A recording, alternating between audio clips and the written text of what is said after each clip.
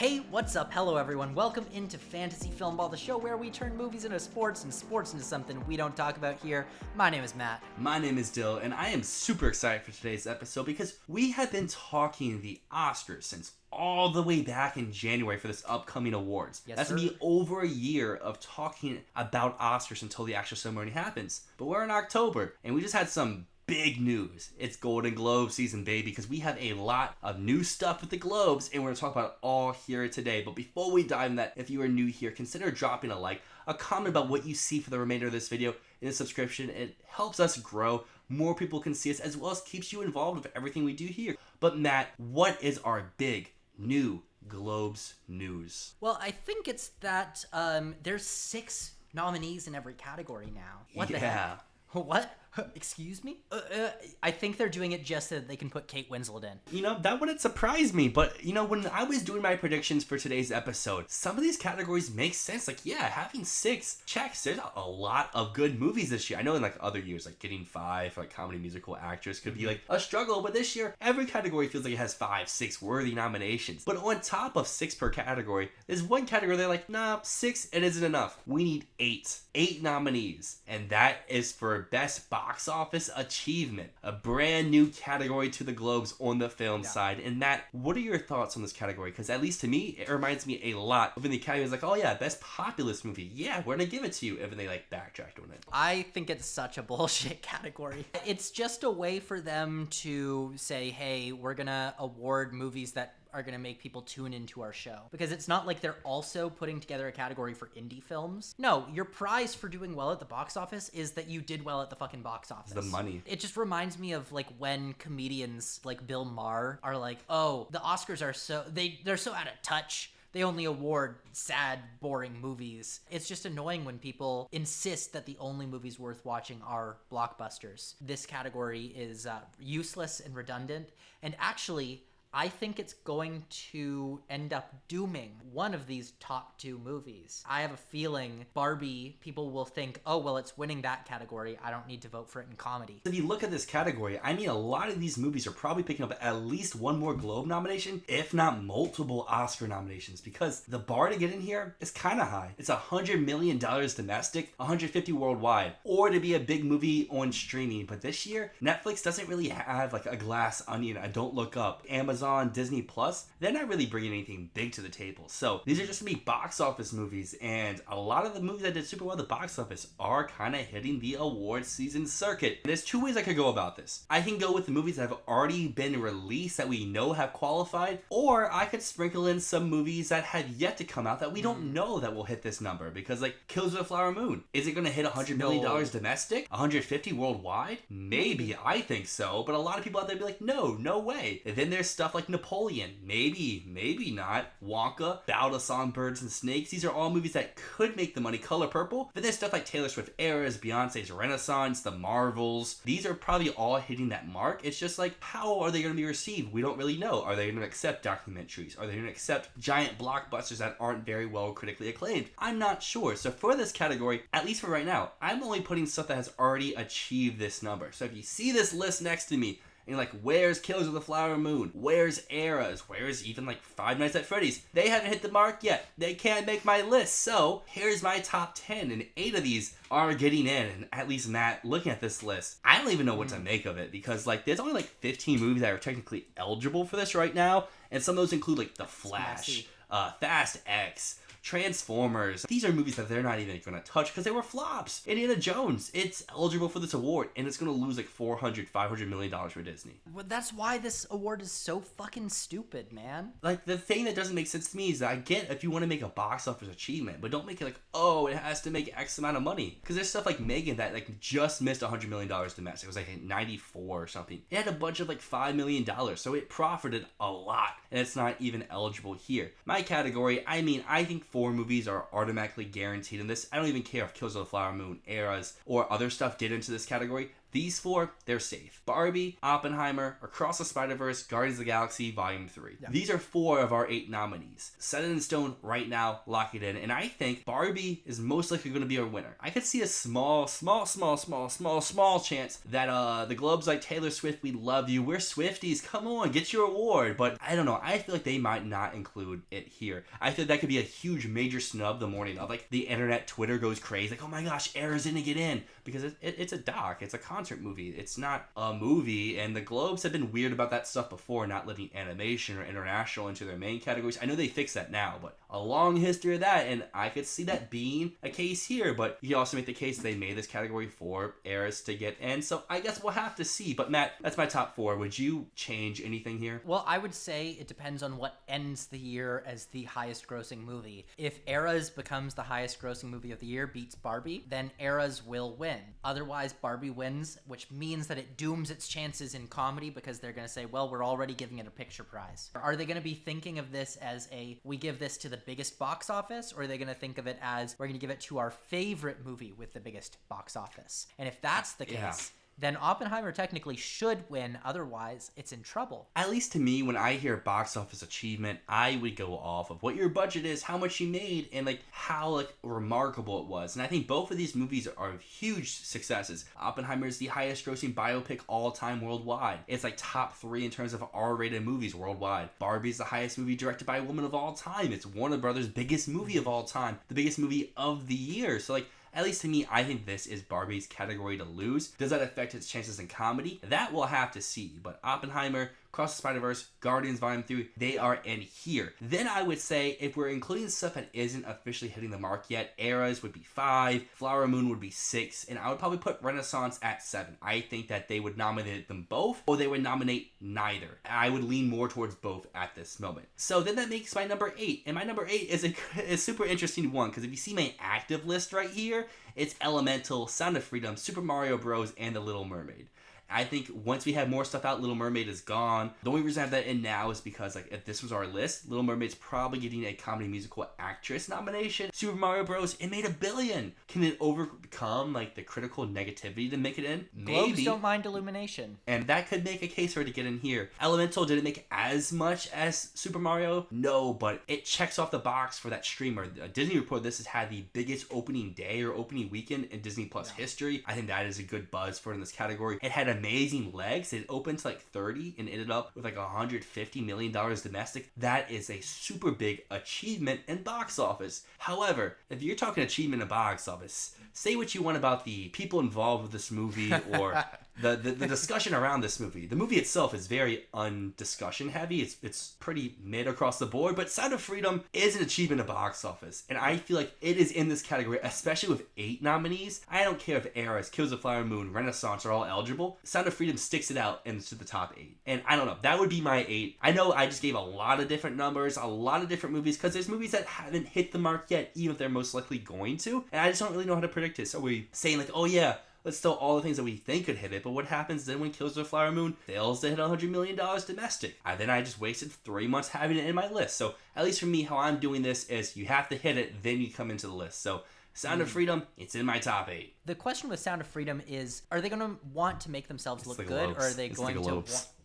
Yeah, they might want to be right, and they might have enough people say, yeah, Sound of Freedom was a pretty crazy achievement that they managed to make that much money and kind of game the system in that way. Sound of Freedom could be in, or it could not, and either way makes sense to me. I do think you should be a little bit bolder, though. I think you should include movies that haven't hit 100 million yet. It's the same way if we're predicting international feature. We don't know what movies are actually going to be selected until we actually get in there. You're right. I should be anticipating stuff. So let's adjust this list graphic. Get out of here. New graphics in. Guess what? Taylor Swift Eras, it is number 3 now behind Barbenheimer. Ooh, then we have Across nice. the Spider-Verse at number 4. Then we have Guardians of the Galaxy at number 5. Sound of Freedom is my number 6. Killers of the Flower Moon is my number 7. And Renaissance will be my number 8. Elemental as my number 9, and number 10 will be Super Mario Bros. That's my new top 10. I feel pretty good about this 10, about our 8 being in this 10, but I just rambled a long time about a dumb award that none of us really think should be here. So let's get into the awards that I think the Globes are most cool for doing. Comedy musical. And Matt, you already teased a little bit that you think Barbie is going to be hurt by its win and box office achievement in this category. So what is going to be your new number one? Here's the crazy thing. Poor Things, I think, is stronger overall. But something we see year after year at the Globes is they don't go for the critic pick. They go for the more traditional movie. And that's why at number one, I have American Fiction. The Globes will eat this up. I could see them giving a director nomination to this movie, potentially even a screenplay win. They are going to nominate this movie everywhere that they can. American Fiction, I think, is number one. They go with the safe pick whenever they can. In 2018, they went Green Book over The Favorite. Last year, they went Banshees over Everything Ever All at Once. Poor Things will get nominated. They just typically don't give the win to films like this. Now, that said, the membership is so different than it normally is this year. And so that might affect it. It might make Poor Things win since the voting body is basically entirely new. But I think that it's going to be enough like the old one that American Fiction will still win. Third place, Barbie. I've already said, if it wins the box office award, it's going to get hit here. People are going to say, well, why would I vote it in two places? And that is going to hurt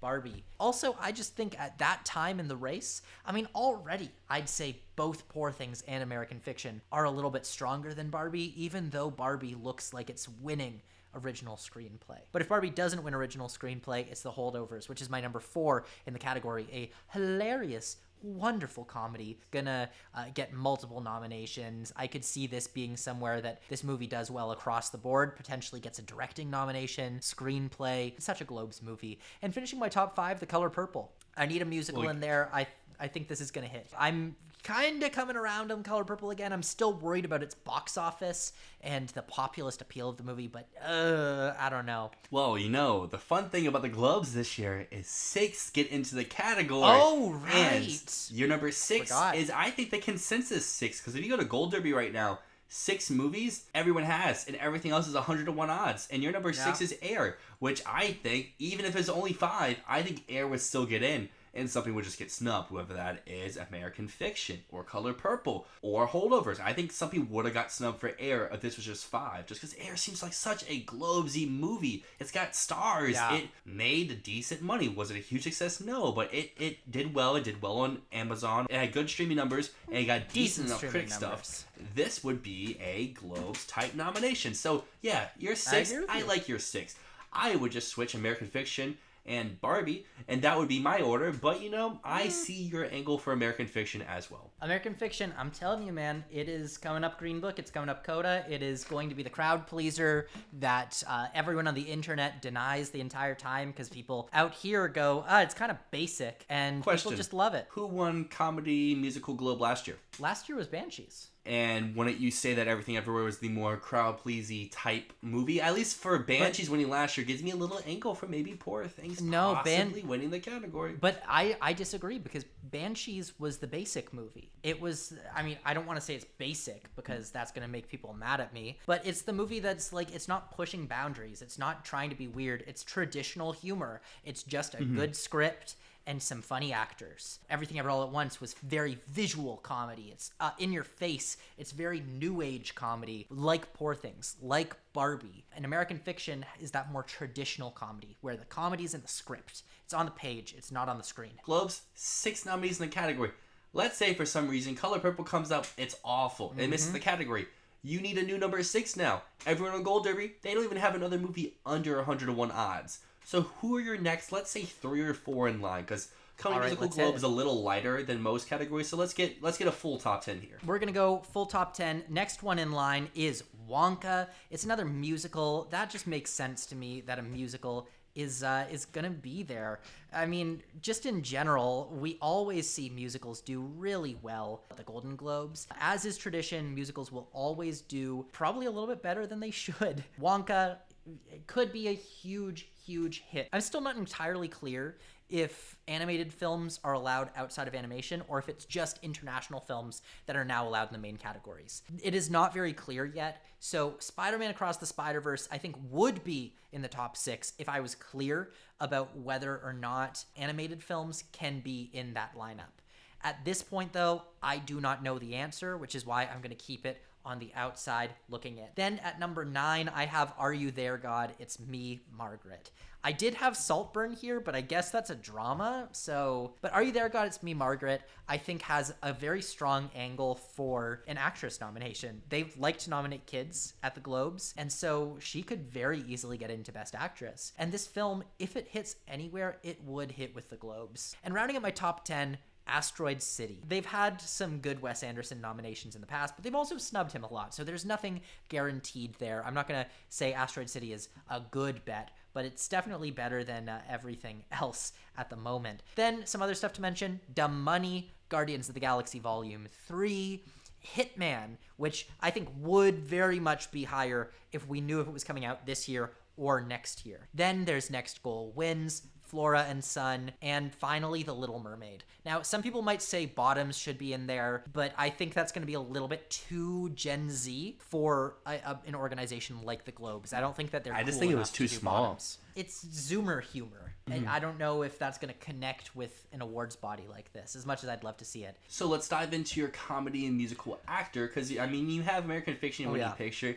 so I would assume you have Jeffrey Wright, or do you have Giamatti here? I got Jeffrey Wright. I think Jeffrey Wright is in a better place for the Oscar nomination than Paul Giamatti is at the moment. Jeffrey Wright is, he's the face of American Fiction, and if the Globes love American Fiction, they will love him. Paul Giamatti, I think also, he's here, but he's not really going to be a win contender in my mind. I think that this is just the Jeffrey Wright category. He wins. Matt Damon is also here for Air. That top 3, I think, is unshakable. After that, though, you can shake it up any which way, I think. Personally, I have Timothée Chalamet for Wonka because it's that musical performance. They're really going to want that sort of movie star to come out to support. Afterwards, Paul Dano for Dumb Money seems like a solid bet at the moment, but could totally drop off because it's not really a comedic performance, nor is it a very comedic movie. If it is categorized in comedy, I think it's an easy nomination to give him. Now, if Hitman comes out this year, Glenn Powell is in. But if it does not come out, then I have a bit of a hard time coming up with the number 6. And at the moment, I'm going to say Jason Schwartzman for Asteroid City. Not because he is strong, but because everyone else is weak. If you're going to go for someone that is in a movie that people may seem to really like, and an actor that is very well likable, Nick Cage in Dream Scenario seems like a very Globesy type comedy musical actor. At least to me, I think he's maybe, but I don't know. If you look at this category, I just feel like if you're going to go Schwartzman or Cage, you would go more Cage. I feel like Schwartzman would need his movie where Cage could just be the standalone here. I know that you haven't seen this movie and it was at TIFF, but I've heard a lot of positive buzz for Jamie Foxx in The Burial, but this is his best performance since Ray. The movie itself may be kind of mid, but he's really good in it, and I don't know, he's a big movie star. Maybe the Globes are swinging for him. I have Paul Dano on the outside looking in for both of those two actors I just mentioned, but Globes, comedy musical actor, you have a lot of options. Like you mentioned, I think Timmy is pretty safe unless Wonka's just like awful. I think that top 4 you should probably have.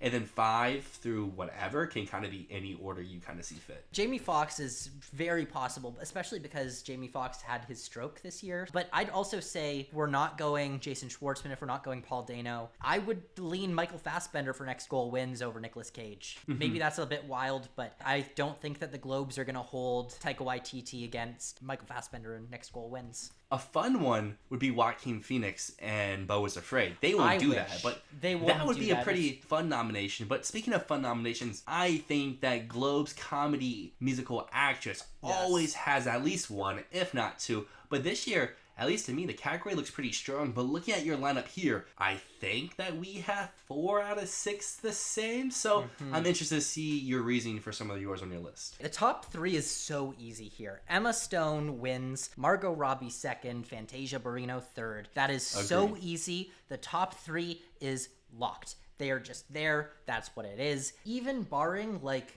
last year we all thought Margot Robbie might be win competitive for Best Actress at the Oscars. Even barring a flop like Babylon, The Color Purple is safe here, no matter what. I think it's just the difference of Fantasia's win competitive or she's just nominated, kind of like Robbie for Babylon last year. Either way, though, she's in. Top 3, unshakable. I'm not going to talk about it too much. So what's 4? I am going to go with Julia Louis-Dreyfus. It's a middle-brow crowd pleaser designed for older audiences. You Hurt My Feelings is a very palatable and nice And sometimes the Globes loves those picks. It's not exciting, it's not win competitive, but it is solid. And solid is good enough. After that, like I mentioned, Are You There, God? It's Me, Margaret, Abby Ryder Fortson. I'm not going to say she's guaranteed. She's a child. Child actors are never guaranteed, ever. But if they really like Are You There, God? It's Me, Margaret, which they probably will, easy money to include her here. And the last one I have in my top 6 is a little bit out there, and that's Awkwafina in Quiz Lady. I've heard good things about Quiz Lady. They've given Awkwafina the award before for the farewell. And this one just seems light and easy. I've heard mixed things about Jennifer Lawrence in No Hard Feelings. I didn't see the movie, so I'm not confident in putting her there. So she's just outside. And instead, I'll just go with a bit of a wild card, which is Awkwafina. What do you think about that? Because I bet that's one that you don't have in your top 10. I have Jennifer Lawrence in my top 6. She's really good. The movie's just whatever, and I feel like she can kind of overcome the whatever movie, but movies can kind of be mid, have big name actors or actresses, and they still miss out in this category. I mean, last year, Lost City, I think most people really liked, and neither of those actors got into their respective categories, so maybe Jennifer Lawrence is along the same lines there. I also have Halle Bailey in for The Little Mermaid over Awkwafina and Julia Louis-Dreyfus, but I get your reasonings there. I think this category is pretty fun, because I would say it's 3 very solid locked in, and I think Abby Ryder Forson's pretty in there, and then I think 4, 5, 6, 7, 8, 9, 10 is all up in the air. If the Globes want to do like a little like, oh, we really like all your work this year, and we want to give you a nomination, I could see Io get in for Bottoms, but I also feel like if they were just going to give her one nomination, they would just go for the TV category for her work in The Bear over giving her this for Bottoms as well. And I also think, like you mentioned, Bottoms is a too small movie and too different type movie for the Globes, even though she Too is zoomer. by far, I think, the best part of that movie. But honestly, outside of that, I don't really know where else you can really look, because Floor & Son, I think, is nothing unless Apple just pushes it and makes it happen, kind of how we've seen in the past. But I think Globes are trying to avoid those like little suspicious nominations, and Pain Hustler's apparently awful, so why would they do Blunt? They're already nominating Blunt, and she may already win her category. Here's a possibility. Sarah Bareilles for Waitress the Musical. They did Hamilton Boys. They nominated the Hamilton Boys. They nominated Lin-Manuel Miranda, and they nominated Leslie Odom Jr. They might nominate Sarah Bareilles. I think that is a very good pull, and if that happens, I think you should get props for that. Currently, I just checked, it's not listed on Gold Derby. Globes don't look at Gold Derby for their predictions. They just do what they want. So if it's eligible, I could see it happen. Waitress comes out on, I think, Disney Plus. I'm not entirely sure. But I think it comes out on Disney Plus on December 8th. Barring that it's not eligible for some reason, then I think Waitress could easily show up in Best Actress. That brings us over to the drama category. I mean, 6 in this category seems pretty straightforward, but also I could be a little biased here. Oppenheimer, Killers of the Flower Moon, one of those is probably your winner. Do they go Fabelmans last year and go the Legacy Award? Marty Scorsese, come on, we want to award you one more time. Or do they say, hey, Nolan, he's that dude, he should be at number 1. I lean more towards the latter. Maestro, this seems like the place where Maestro would be the strongest, but movies like Maestro haven't been hitting recently at the Globes. I mean, we saw Elvis last year.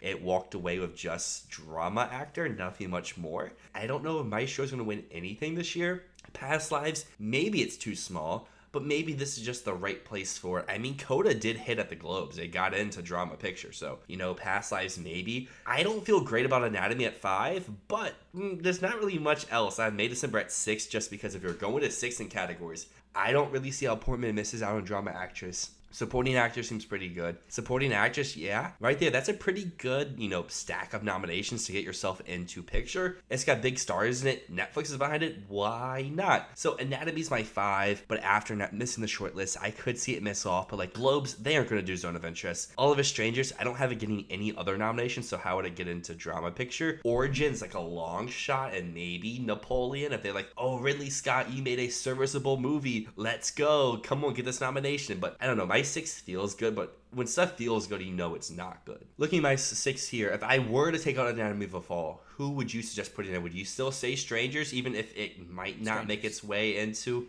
an acting category? And Napoleon. And I would take out Past Lives and Anatomy. Despite the fact that this rule has been changed for a couple of years now, still in those years, we haven't had an international film make it into Best Drama. Last year we could have with All Quiet, and that did not happen. Anatomy of a Fall, I don't know if it makes it. May December, I also don't know if it's going to make it. Past Lives also could miss. So I think there's 3 spots here that feel pretty damn open. Maybe 1 or 2 of the films that you have from 4 to 6 make it in. I don't think all 3 will. I would say in their place, we're going to see Strangers, Napoleon, or in my opinion, we could see Priscilla somehow make it in here. The more I think about it, Napoleon does make more sense. So maybe next time we do these, I'll have Napoleon in over Anatomy or May December. Because in drama actor, I do have Joaquin Phoenix in my 6. In fact, he's in my 5. He's number 5. I had him as my 5th slot on Gold Derby when this category was still just 5 nominees. And now that we have 6, I don't really see how he misses it unless Napoleon is just like awful. But still, they could still just throw him a bone anyways. I have Cillian Murphy winning the award. I think if Oppenheimer's winning drama, Murphy is getting actor. But if Killers wins drama, DiCaprio gets actor. And then for some weird reason, if neither of those win, then Bradley Cooper. This is your award. But that's my top 3. I had Domingo 4 for Rustin. Even if he wins the Oscar, I don't think he wins the Globe. That just doesn't seem like a Globesy type pick. Joaquin Phoenix, he's my number 5. He just checks off the list of Globes. Hey, we need a 5th slot. Let's call up an actor we really like. You're our number 5. And I mean, the trailers, it doesn't look like he's doing much, but test screenings have said he's the highlight of the movie, so maybe he's just better than what the trailers show. Andrew Scott, All of Us Strangers is my 6. Do I feel great about it? No, but like, maybe. This just doesn't seem like a Globes movie. But I know new voting body stuff could change, but All of Us Strangers does not scream Globes to me. But Ferrari, I don't think they do Phoenix and Driver. Teo Yu from Past Lives seems too small. Anthony Hopkins, Forsyth Session, maybe it's going to AFI. Could be something, but at the moment, I'm going to wait till reactions before moving it up. And if we get a very, very Globesy type pick, Austin Butler and the Bike Riders, that could be like a wild card. Like, none of us are expecting it the Globes morning. Boom, he's in. Like, Jennifer Lawrence got this last year for Causeway. Maybe like an Austin Butler could kind of get in that sort of way with a movie that doesn't really seem like it's happening anywhere, but then big star manages their way into the category. All of Us Strangers feels, it looks like it has a spot. It really does. It does. But yeah, I think the top 5 here is so strong. Top 4 is locked. Phoenix, Scott, they look good. And I'm not seeing Driver, Teo, or Hopkins be in replacements. Maybe Butler, but that seems like such a long shot because The Bike Riders just seems like such a no one really cares about that movie. Yeah. I guess my question to you is, regardless of who's winning, drama, do you think that matters for this category, or do you think the winner of this actor goes with the picture? I don't think it matters that much. If Oppenheimer wins drama, Cillian Murphy wins here. If anything else wins drama, I don't think if Maestro wins, I don't think it matters for Bradley Cooper. I don't think it matters for Leo. I think Coleman Domingo wins if anything other than Oppenheimer wins drama actor. That brings us to our final category that we're talking about today, Best Drama Actress. And here, Lily Gladstone, maybe. There's no Emma Stone in this category, a chance for her to get a win to help her on the campaign trail. But Terry Mulligan, Maestro, if Maestro is super strong, she's an easy number 1 in this category. I just don't really know what to do until, more people see Lily Gladstone and we get a good sense for how much lead she actually is. I know some people like the Oscar experts say Gladstone doesn't really feel like a lead, so that kind of resides me back to wanting to throw her to win a category, especially when we have people who are top billed, like Carey Mulligan, Kaylee Spaney, Sandra Hüller even. But I don't know. I just don't feel great about anyone else being in win contention like I do for Gladstone. So Gladstone's my 1. Mulligan's my 2. I have Spaney in for 3. I don't think she's in win contention. I feel like she's safer for a nomination than some of the people who are behind her,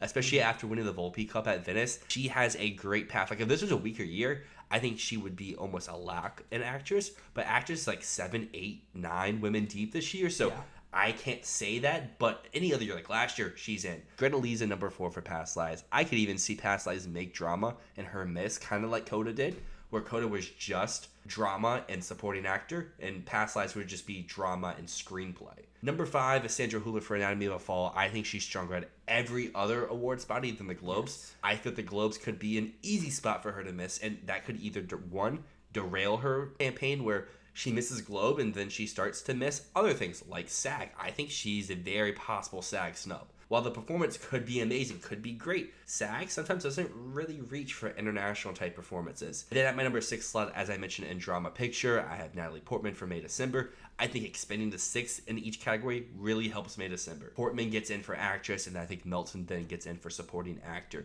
Julianne Moore's supporting actress quite possibly sets 3 acting nominations. At that point, can you really miss Drama Picture? I don't know. You make a good Aunjanue case. Ellis Taylor is my number 7 for Origin. I think if Origin catches on, she could get in, but without Origin definitively in the drama picture, I can't put her in. And that Benny Naiad, Helen Mirren Golda seems so Globesy. But Yeah. these movies aren't good. So will they get in regardless when the people above them are in good movies and also big name actresses? I would assume if they're going to take a big name actress, they would just take Portman from May December over Annette Bening or Helen Mirren. And then because I need 10, why not? Tiana Taylor, 1001. Doubt it happens, but 6 in the category. We have room for more crazy stuff. Crazier things have happened, and Annette Bening could make it in if the Globe's new membership is similar to the old one. But still, Portman would make more sense. And I know I have Portman in my 6 at the moment, but still, I don't know. If Greta Lee somehow misses, maybe it's Bening, but then Origin could be stronger and they could go. Yeah, I guess Bening, is the second possibility. If Huller and Lee misses, then yeah, Bening is probably in. I'm gonna trust that the new membership of the Globes is a little bit different than the old one, but the old Globes would totally snub Greta Lee and Sandra Huller for Annette Bening and Helen Mirren. So my last question to you before we hop out of here is, does Anatomy get blanketed at the Globes outside of their version of international feature? Because it is eligible there. I think it gets international actress. Anatomy is going to be, I think, the most interesting movie to track this whole award season, because I still think there's a path where this movie somehow gets blanketed at the Oscars and gets 0, or it walks away with 3 nominations. The worst case scenario is just people just don't care about it, they drop it, which I don't think happens, but that would require Neon to push focus towards another movie. That could be Origin, that could be Perfect Days, where they're let's just focus on Perfect Days in an international feature. Or this movie hits the trifecta. It maybe sweeps director, screenplay, actress. It's in there. It's just I don't know, I just feel it's so hard to read at this moment now that's out of the international feature, because I think that was its blanket to make sure people did watch it. And while I still think people will watch it, I don't think as many people made to win it.